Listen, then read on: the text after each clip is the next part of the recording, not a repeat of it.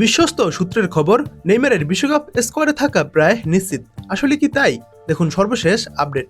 ক্লাবের ঘনিষ্ঠ ও বিশ্বস্ত সাংবাদিক লুকাস মুসেট্টি দাবি করেছেন, নেইমারের বিশ্বকাপ স্কোয়াডে জায়গা পাওয়ার সম্ভাবনা এখন প্রায় নিশ্চিত পর্যায়ে পৌঁছেছে। গত কয়েকদিন ধরে ব্রাজিল ফুটবল ফেডারেশন নিয়মিতভাবে সান্তোসের সঙ্গে যোগাযোগ করছে।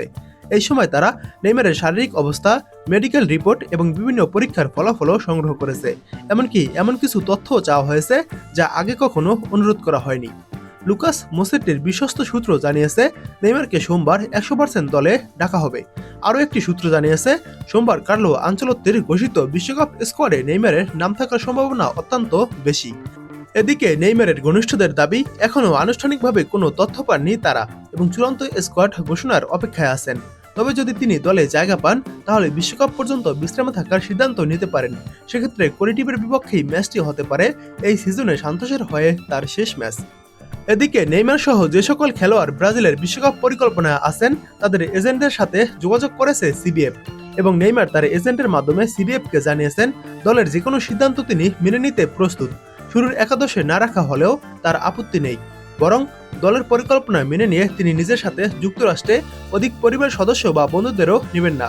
মোট কথা, যে কোনো শর্ত মেনে নিতে রাজি নেইমার। এইবার নেইমারের এই ডেডিকেশনকে কার্লো আনচেলত্তি যথাযথ সম্মান দেখালেই হয়। নেইমারকে স্কোয়াডে ডাকলেই হলো। নেইমার শুধুমাত্র বিশ্বকাপ খেলার ব্যাপারেই আত্মবিশ্বাসী নন, বরং সাথে শিরোপার স্বপ্নও দেখছেন। এই কথা নেইমার ব্রুনো ফরগিমকে হোয়াটসঅ্যাপে বলেছেন। তিনি বলেছেন, বিশ্বকাপ ফাইনাল খেলবে ব্রাজিল ও স্পেন। ব্রাজিল 3-1 গোলে জিতবে এবং আমি একটি গোল ও অ্যাসিস্ট করব। এদিকে কাফু বলেছেন, নেইমারকে আমি বিশ্বকাপ দলে নিতাম কিনা এই প্রশ্নের উত্তরে আমি ঠিকই তাই করতাম যা 18 তারিখ কার্লো আনচেলত্তি করতে যাচ্ছেন। নেইমার খুব ভালো উন্নতি করেছে এবং ভালো খেলছে। সে যে কোনো মুহূর্তে ম্যাচের মোড় ঘুরিয়ে দিতে পারে। এসব বলেছেন ব্রাজিলিয়ান লিজেন্ড কাফু। এখন সব দিক থেকেই পজিটিভ নিউজ আসছে নেইমারকে বিশ্বকাপের স্কোয়াডে ডাকার ব্যাপারে। এখন দেখা যাক 18 তারিখ কি বোমা ফাটায় কার্লো আনচেলত্তি। পেশাদার ক্যারিয়ারে অজস্র কঠিন সিদ্ধান্ত নিলেও দল নির্বাচন নিয়ে সম্ভবত এমন জটিলতায় আগে কখনো পড়েননি আনচেলত্তি। সতীর্থরা প্রকাশ্যে নেইমারকে দলে নেয়ার জোরালো দাবি জানাচ্ছেন। অন্যদিকে সমর্থকরা দুই ভাগে বিভক্ত। একাংশ এখনো প্রিয় তারকার জাদুকরী ফুটবল দেখতে উন্মুখ। অন্য অংশের সংখ্যা, নেইমারের শরীর কি তার সৃষ্টিশীল মস্তিষ্কের সঙ্গে তাল মেলাতে পারবে? আনচেলত্তি বলেন, আমি খুব ভালো করে জানি নেইমার কতটা জনপ্রিয়। শুধু সাধারণ মানুষই নন, সতীর্থের কাছেও তিনি সমান প্রিয়। ব্রাজিলের এই কোচ ব্যাখ্যা করেন, দলে জায়গা পেতে জনপ্রিয়তাও একটি বড় প্রভাবক। কারণ নেইমারকে দলে নিলে কেমন হবে পরিবেশ তা মাথায় রাখতে হচ্ছে।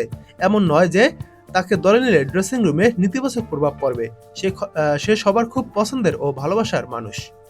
আর মাত্র 2 দিন অপেক্ষা করতে হচ্ছে নেইমার ফ্যানদের, তারপরই চূড়ান্ত সিদ্ধান্ত জানা যাবে। তবে চারদিকে পজিটিভ নিউজই এখন ছড়াচ্ছে।